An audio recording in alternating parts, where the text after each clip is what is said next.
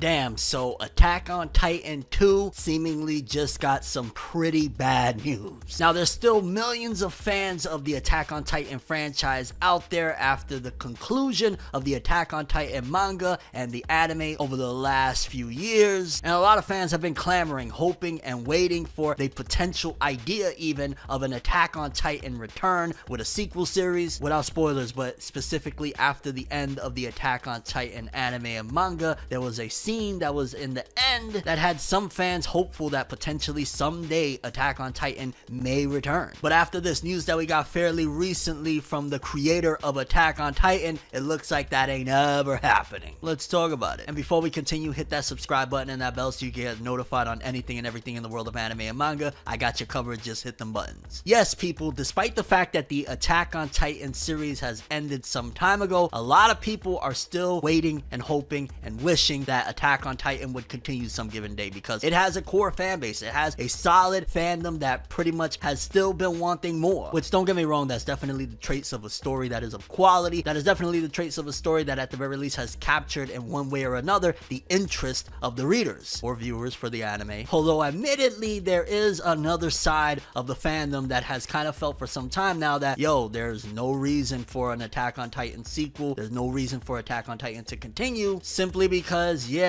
Attack on Titan, for the most part, a lot of people feel like the ending was solid enough, or some people think it's a masterpiece, whatever you want to call it. So much so that why would you even bother to continue onward, because a lot of the plot threads regarding certain characters were, you know, kind of tied, and ultimately it was just kind of like, well, what would be the purpose considering some of the main focal characters are kind of gone? And don't act like that's a spoiler. Y'all know in Attack on Titan, majority of the cast dies. It just is what it is. However, I'm pretty sure after this news, most people that have been hoping for that, or have been having like some sort of expectations for Attack on Titan to continue, that's probably not happening, at the very least anytime soon, based off of what was said from the original creator of Attack on Titan, Hajime Isayama. Because a few weeks back, Hajime Isayama said this: he will never be able to write something like Attack on Titan again, explaining that he quote-unquote emptied out everything he had. Attack on Titan creator Hajime Isayama had shared that he doesn't think he'll ever be able to write something like the series again, saying he emptied out everything he had while creating it. He revealed that he's quote-unquote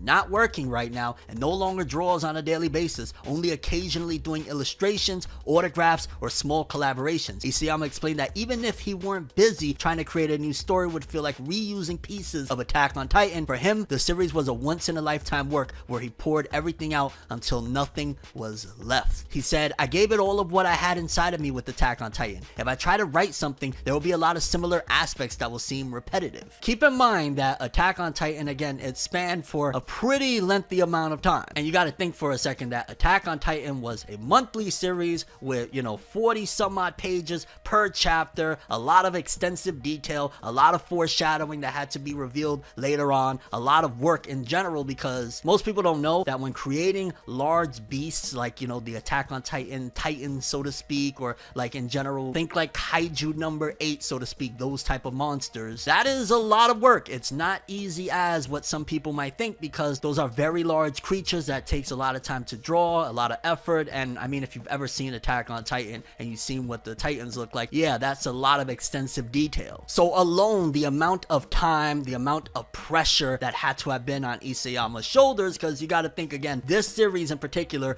where it was actually published, was the biggest anomaly. Like, Attack on Titan basically gave that magazine that it was publicated in most of its credence. Besatsu magazine wasn't that well known until Attack on Titan kind of came and became the, you know, phenomenon that it was. So you add in the, again, time that it took for him to draw each and every chapter with all of these incredible extensive amount of details, all of this incredible storytelling, then you add in the pressure on, well, all the years of the higher ups telling this guy like, hey, you gotta keep this thing going. You are really what sells this magazine at this point. This magazine wasn't anything until we got this Attack on Titan story. Add in the fact that notoriously Hajime Isayama has been on record stating that there was so many points where the ending got changed, the ending got morphed. Essentially, he wanted to end it one way. Then after he started to see where the story was developing and he seen what the fans was feeling like, he went a whole different direction. And regardless of what anybody wants to say, Attack on Titan is one of the stories that truly helped the anime industry to grow into what it ultimately became. Like, considering the fact that Hello was on the scene at that particular point, and those few select years where Attack on Titan came out, it was series like Attack on Titan, Tokyo Ghoul, One Punch Man. Those select series were the ones that really helped to catapult this thing into what it ultimately became. Where nowadays anime is well known, a lot of people at the very least know what it was. Prior to that, people just knew like, oh hey, Pokemon, oh hey, Dragon Ball Z. They didn't even know what anime was. It's kind of like in my early days, I mispronounced the crap out of anime. Like, that's just how niche this market was until you got a Goliath like Attack on Titan that allowed people to actually look at this thing as more than just cartoons. Because of course the stigma of anime as a whole was kind of like, hey, this is cartoons regardless of what, because people were still, especially in the West, used to like Looney Tunes and stuff like that, that ultimately when you got, you know, anime and stuff like that, people really weren't gravitating towards it, especially when you had some of the first ones that blew up. Despite the fact that it's one of my favorites of all time, Pokemon, people were kind of looking at anime still in a type of way. When you got Attack on Titan, it kind of gave a new perspective to whether it be young adults to older people. I'll never forget a while back when Attack on Titan was first surfacing and becoming a major aspect, was wearing like some Attack on Titan merch, and like a dude in a random restaurant was like, mind you, this was like a, I don't know, 80-year-old dude or something, was like, hey, I know that one. And I remember it was at that moment where I was like, wow, Attack on Titan really did it. It really broke through the mold. So I say all that to say that, again, that was another layer of pressure that was on this author, that was on this creator to keep this thing going, because he was essentially breaking boundaries that anime hadn't been able to prior to this series. So of course, after a certain point, especially once you wrapped it up and he did everything that he set out to do with the franchise, you're gonna be like, yo dog, I don't know what else I could do. Especially, let's take into account another major aspect of, again, pressure that was on Hajime Isayama, the fact that look of every series that has in recent times come about with sequels. Majority of the time we have seen historically that there are a couple of things that happen. Either people say, hey, it's not as good as its predecessor, you know, the original series was the best, this one is just and that is not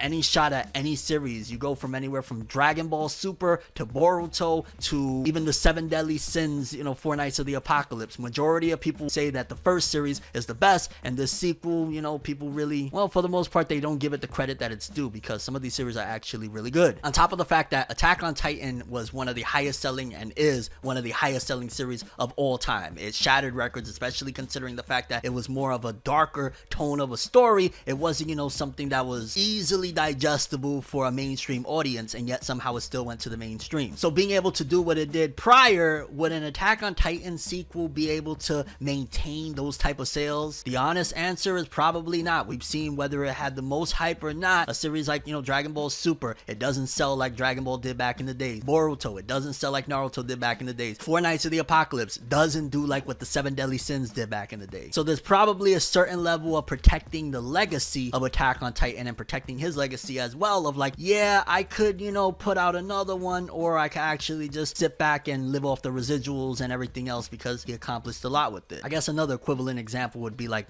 look at Dr. Dre. He never put out Detox because he knew in this climate, despite the fact that Dr. Dre could probably drop one of the greatest albums of all time, will it sell like 2001? Will it sell like The Chronic? Probably not. Hence why he went the whole route of like putting out that Compton, where people really weren't judging the sales or whatnot, because it was just like, I think, an OST or a soundtrack or something. Basically, legacy and protecting it is probably another aspect as to why Isayama is probably like, yo dog, even if I did go back, I'm kind of, you know what I'm saying? The benefits for Isayama is probably not that lucrative. On top of the fact that, again, going back to the statement, he said in general writing another story. So it seems like homie is just really done with kind of the whole scenery. And I mean, if homie got the bag, then so be it. I will throw a little pushback in that, and the fact that there's always another story that can be told. Yes, there's only so many ways a story can be told, but ultimately, if the passion is still there, if you still got love for this medium, then why not? Attack on Titan, I'm sure, motivated millions of people to go after their goals, whether it be, you know, breaking through oppression, whatever the case may be. Attack on Titan was a series that had such a strong foundation that it actually helped people. So I'm not saying to be a martyr and sacrifice yourself if you don't want to do something to continue on, but if you do feel like you have it in you to actually help people via your works,